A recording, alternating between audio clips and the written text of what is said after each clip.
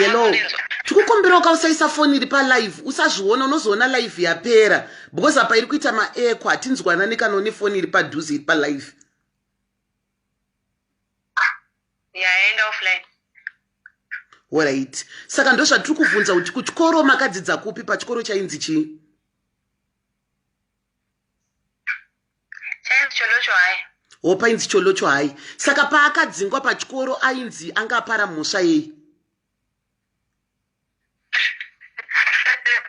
Angatakura nemabhurumu kuenda kuMalawi manheru. Taura iwe zvauri kutaura zvinoitika kasi panga pari paboarding.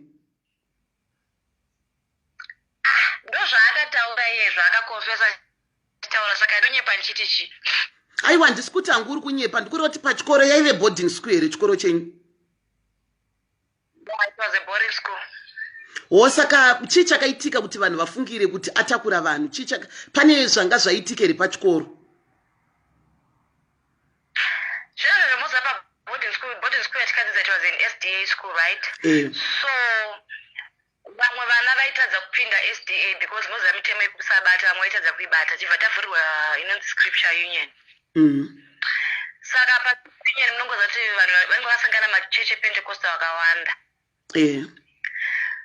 So pakazongoitawo kuti paka pane vanhu vanga vari powerful and all ndopakanamatwa musi iwo pakanamatwa then the thing had to manifest and all ndopakazodzingwa pachikoro.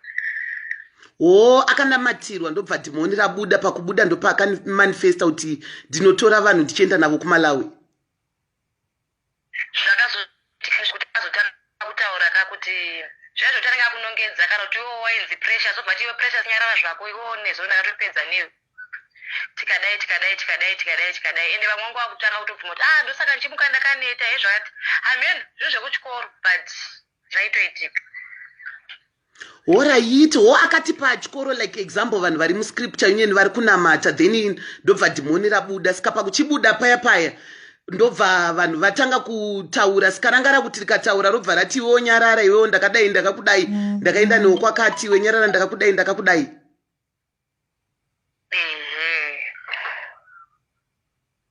Alright. Saka pavakazozvitsvagurudza zvakaonekwa zviri zvinhu chechokwadi zvaitoitika pachikoro. Zvaitoitika because kana even mudzangori zvinhu zvandangora ndangori munhu angori extraordinary pakati pevamwe vana. She was beautiful, she was all that. Angangori extra, angari kamwe kaunique kaanako so. Alright. Saka kaunique aka kandokanoratidza kuti anga ari musatanist. Kunaka kasi munhu akanaka anenge amusatanist. Kuti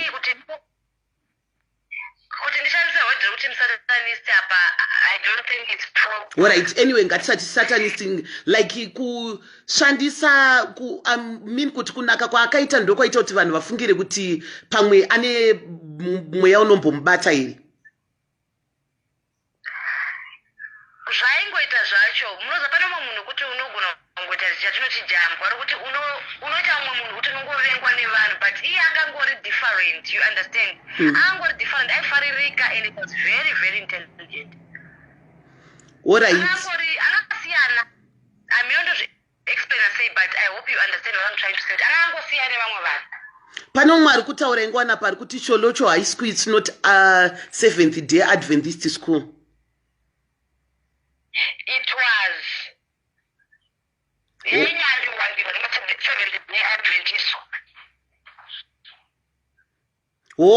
It was yakazopera kuita ye7th Day Adventist rini because pane vari kunyora kuti tinoziva Cholocho hai hanzi aisi. It was dominated by SDAs, you understand kuti Saturday kwa kuna SDA church then pakazo vamwe vana vaitadza kupinda sabata ndobva pazonzi pachivhurwa scripture union.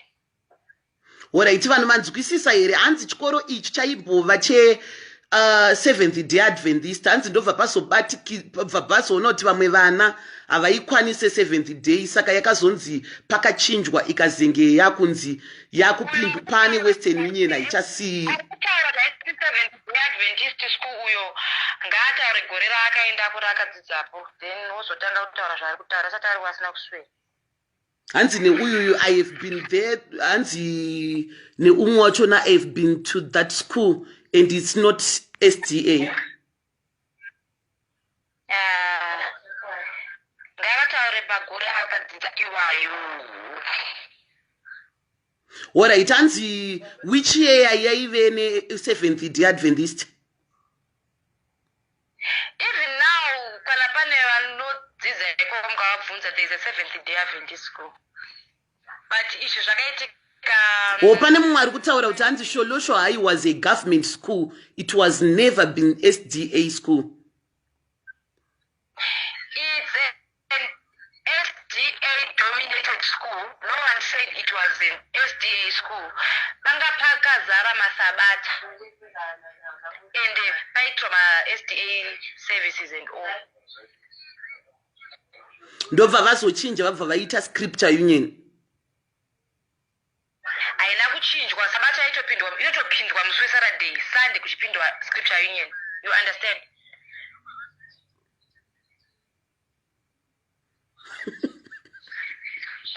So what I saka hakuna Western Union yacho neyo inopindwa pachoro.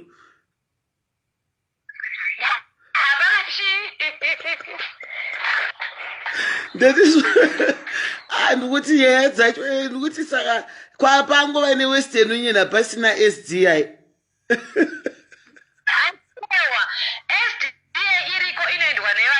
Sabata musi weSaturday, then Sunday kweitwa inonzi scripture union inenge yakasangana maRoma, maZayoja, maAF. Ya pane mumwe ataura zvikanzi it's true, it's SDA. Pane ataura kati chokwadi SDA haasi kunyepa kola. Yeah. Alright, saka wati kuchikoro saka ndonyaya yakangodzingirwe kuti anamatirwa akamanifesta.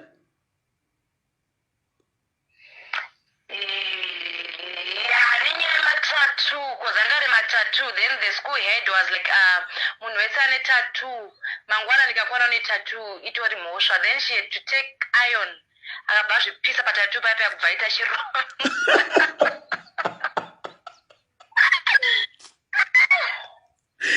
Saka musikana yanga nemadhirama muri kuzwa here hanzi zvori pachikoro pakanga pari anga ane matatu sikakabvirodhera nemakatatu but bhodhi yakari kutidatidza ingwani chironda chauri kutora chiri pai because hanzi anga ane tatu headmaster akati hatisi kuda kuona munhu ane matatu pachikoro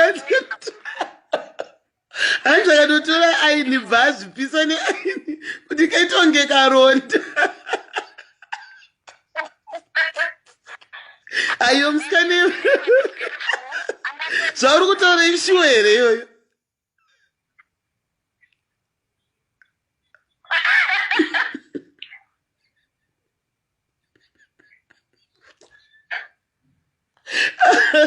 Kola uri kutaura zvechokwadi here kana kuti aiwa uri kunyepera Njuzu yedu?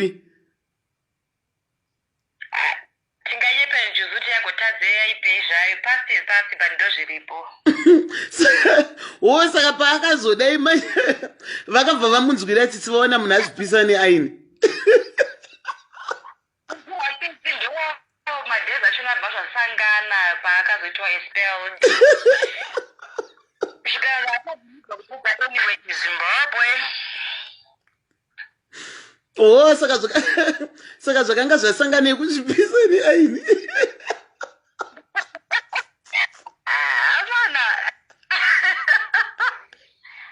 Aiwa tudze zvimwe futi.